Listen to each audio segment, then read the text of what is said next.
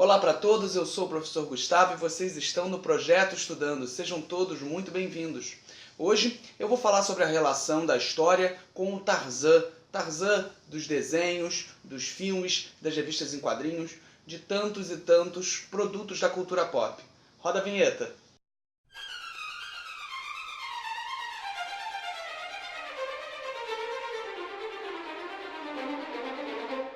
Tarzan foi criado em 1912 por Edgar Rice para revistas pulp americanas. As revistas pulps é, assim, até certo ponto, a origem dos quadrinhos nos Estados Unidos enquanto literatura. Eram revistas de papel jornal muito barato, que eram comercializados ali no início do século XX com bastante lucro. Tá? Eu estou colocando aqui a capa dessa revista e vocês podem ver que foram diversos os grandes personagens que surgiram nessas revistas. O Tarzan é só um deles. O Edgar Rice ele também escreve John Carter, que virou filme recentemente pela Disney, não fez muito sucesso, mas é uma obra bastante importante dentro da cultura estadunidense. Somente 2 anos depois já era adaptado para um romance, Tarzan, tamanho sucesso que ele fez, um romance mais robusto, e pelo próprio Edgar Rice, e filmes e séries, uma série de outros produtos foram criados, isso eu vou falar mais daqui a pouquinho. A história vai se modificando dependendo do meio, né? Existem alguns detalhes que são um pouco diferentes, mas em quase todas elas começam da mesma forma. Um navio de aristocratas ingleses fazendo comércio. Esse navio passa por um motim, acaba naufragando, e aí os aristocratas, esses 2 nobres ingleses, conseguem chegar com um bebê recém-nascido deles até a costa da África. Por um motivo ou por outro, dependendo da obra, eles chegam a óbito, eles morrem, e o bebê passa a ser criado por gorilas, por símios, por grandes macacos. Na verdade, na obra do Edgar Rice, ele cria toda uma genealogia para esses macacos, um idioma, ele é muito rico com relação à construção desse universo. Esse bebê é batizado de Tarzan pelos próprios macacos, tem, como eu falei, todo um idioma, e esse Tarzan significa uma referência à pele dele, pele branca. E ele, devido à sua força, à sua superioridade, acaba ganhando muita importância dentro daquela sociedade construída dos macacos, chegando a liderar elas. Eu cresci vendo diversos filmes ligados a esse tema de uma maneira ou de outra. Eu lembro que quando eu era criança, quando eu era bem jovem mesmo, no cinema em casa do SBT passava sempre um filme com Christopher Lambert, Greystock, a lenda de Tarzan. Eu adorava. Tem uma sequência dele saindo da água com a faca que era simplesmente muito interessante. Como a gente pode afirmar, o Tarzan faz parte da cultura pop com uma força muito grande. Tanto que ele incentiva uma série de outros produtos e de personagens paralelos, como o Jeans das Selvas, como o George, o Rei da Floresta. A gente pode falar de Garotas Selvagens. Na Marvel a gente tem um personagem chamado Ka-Zar, que é muito inspirado no Tarzan. Na verdade, toda essa ideia do homem selvagem, criado na floresta e que com isso alcança uma superioridade física, acaba bebendo de uma maneira ou de outra no Tarzan. O Kraven, o caçador do Homem-Aranha, também é uma referência. Então a gente podia aqui enumerar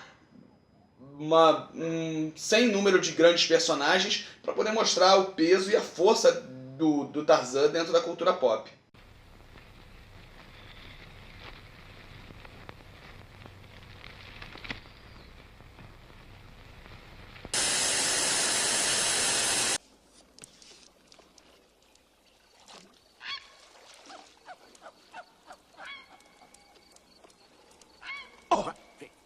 Razor, razor, razor, razor. Oh, razor. Razor! Razor! Mas eu acho que a geração que vê os meus vídeos talvez tenha conhecido Tarzan pelo filme da Disney de 1999, que eu acho que, de uma maneira ou de outra, acabou alcançando um público mais jovem e trazendo o Tarzan para uma nova geração. Então eu vou me concentrar muitas vezes no filme do Tarzan, na animação do Tarzan da Disney, que eu acho que fica mais simples de vocês entenderem os paralelos que eu vou fazer aqui quando eu começar a traçar a relação dele com a história. É importante ressaltar que o Tarzan, na verdade, ele faz parte de uma série de outros mitos literários. A gente pode, por exemplo, elencar o mito do bom selvagem, que está aí há muito tempo solidificado dentro da literatura. A gente pode falar também que ele faz parte de uma tradição literária de pessoas criadas por animais, que remota desde lá do Rômulo e Remo, fundadores de Roma, que são criados pela loba, a lupa capitolina. Então são diversos animais que criam seres humanos dentro da cultura literária, e de uma maneira ou de outra isso tem um significado enquanto mito literário realmente. Então é interessante dizer que ele está seguindo essa corrente. O Edgar Rice, embora tenha alcançado um êxito muito grande na construção da sua personagem, na verdade ele segue uma tradição literária até certo ponto. É importante salientar que o próprio autor, o Edgar Rice, nunca pisou no território africano. Ele é americano, nasceu em Chicago, ele escreve esse livro ali no início do século XX, mas ele próprio visitar a África ele nunca tinha visitado. Então, na verdade, no livro dele e, consequentemente, nas obras posteriores, vai estar reproduzido uma série de estereótipos construídos a partir do que o europeu civilizado e o americano, por conseguinte, nesse conceito de civilização da época, acreditava que era civilização. Então acaba construindo uma metaficção que não condiz necessariamente com a realidade. Tanto no quesito de rebaixar a cultura africana até certo ponto, de não dar o devido valor.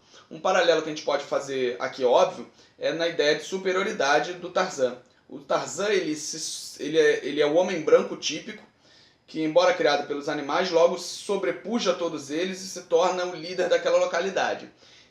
Isso, na verdade, tem um subtexto subliminar que está falando exatamente da ideia que existia e ainda existe de superioridade do homem branco em relação ao selvagem, em relação ao nativo, ao colono, que é o que eu vou falar já daqui a pouco. Um paralelo que a gente pode fazer com isso é no filme Avatar. O filme Avatar, do James Cameron, embora seja um deslumbre em termos de efeitos especiais, ele guarda um subtexto também neocolonialista nesse ponto. Na medida que o personagem principal, ele é o homem branco, deficiente físico, que apesar de tudo isso ainda é superior a todos os selvagens. Então é a ideologia do estadunidense superior acima de qualquer coisa, que na verdade é uma releitura do que no início do século XX e no final do século XIX, a própria civilização, conceito de civilização de novo, do europeu marcava para si. Ela se entendia como superior, então isso era reproduzido naqueles ideais que eu tanto falo aqui no canal, na literatura e nos outros produtos da cultura da mídia que eram construídos naquele momento. Tarzan é um filme muito interessante para poder passar numa das primeiras matérias que se vê no 9º ano, se eu não me engano ela também é passada no 3º ano do ensino médio, que é o neocolonialismo. O que é o neocolonialismo? É um período histórico no qual as potências europeias estavam em uma atividade industrial muito acelerada. E aí elas começam uma atividade predatória, uma atividade de exploração em nações da África e da Ásia. Então, para a gente falar de neocolonialismo africano, o Tarzan é muito interessante, o desenho da Disney mesmo. É muito interessante para se passar em sala de aula, para você que está estudando aí para o Enem rever o Tarzan com esse olhar. Em primeiro lugar, o olhar do maravilhoso. Qual é o olhar do maravilhoso? Até o século XIX, o europeu não tinha chegado no centro da África. A maior parte do processo de colonização durante o período dos descobrimentos da América, em 1500, 1500 e pouquinho, o europeu chegava na costa africana. Quem fazia toda a comercialização de escravos eram tribos escravistas da própria África. Então, o europeu, o português, o holandês, ele não entrava dentro do território africano para a África Central mesmo, subsaariana. Ele não tinha contato com aquela selva. Então, até certo ponto, o próprio gorila era visto quase como um mito. Então, ali na representação do pai da Jane, que está procurando o gorila, que quer ver o gorila, está a ideia da África maravilhosa, da África natural. O próprio filme da Disney é caracterizado no século XIX, que é exatamente esse período. E aí a gente passa para um outro processo. O Tarzan também pode ser utilizado para poder entender a ganância do homem branco com relação à África Central, às questões africanas em geral. E ali o personagem do vilão, que eu não me recordo o nome, eu vou botar aqui na tela, que procura de todas as maneiras pegar os gorilas e sequestrar os gorilas e levar para a Europa. Se a gente pode substituir aquele gorila por qualquer outro produto do centro da África, e o aluno consegue, de uma maneira ou de outra, fazer esse paralelo, essa metáfora, de forma bastante clara, para poder entender essa ganância europeia. Embora seja uma animação, eu acho que não tem um limite de idade, então a pessoa, mesmo mais velha, que esteja vendo, estudando para o Enem, pode rever o Tarzan com facilidade para poder entender esse momento. Pelo menos o paralelo. É lógico que existem determinadas questões que não são adentradas, do horror do que foi o neocolonialismo, de mãos arrancadas de pessoas e de tanta tortura física, psicológica e mental que os europeus fizeram na África naquele período. Mas é um ponto de partida, sobretudo, para um entendimento mais lúdico do processo para quem está com alguma pressa. E é interessante, de toda maneira, entender que a África sempre fez parte, dentro de um imaginário estadunidense, europeu e em geral, como algo exótico, diferente, e não necessariamente pelos seus valores culturais intrínsecos. Durante a década de 90 existiu também, passava na Rede Globo de televisão, um desenho animado baseado no Tarzan. Nesse desenho animado, a Jane e o pai da Jane, o Tarzan, ficam na África. É muito interessante para você entender os postos comerciais, os entrepostos comerciais que eram construídos na África. Eu não me lembro, eu acho que isso não tem no desenho original de 99, mas nesse desenho animado eu sei que tem ele muito presente. Então quem tiver a oportunidade de encontrar na internet esses desenhos, pode fazer a leitura a partir disso. Então, gente, é lógico que o tema do neocolonialismo e da própria relação do Tarzan, um personagem que vem há tantos anos na cultura pop, podia gerar vídeos e mais vídeos, e em outros momentos eu posso falar também de Mowgli, de outros filmes de animações que fazem paralelos com a história.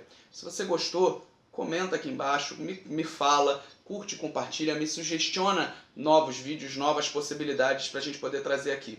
Se você tem um filme preferido, que você acha que fala alguma coisa de história, comenta comigo que a gente pode analisar e trazer aqui para o canal para poder incorporar esse debate tão interessante da relação entre a cultura pop e a história e seguir com essa ideia do canal que está conseguindo rapidamente, mais rápido do que eu imaginava, tantos seguidores, tantas pessoas vendo. Muito obrigado a todos, curtem, compartilham, até o próximo sábado. George, o rei da floresta, nosso amigão. Preste atenção.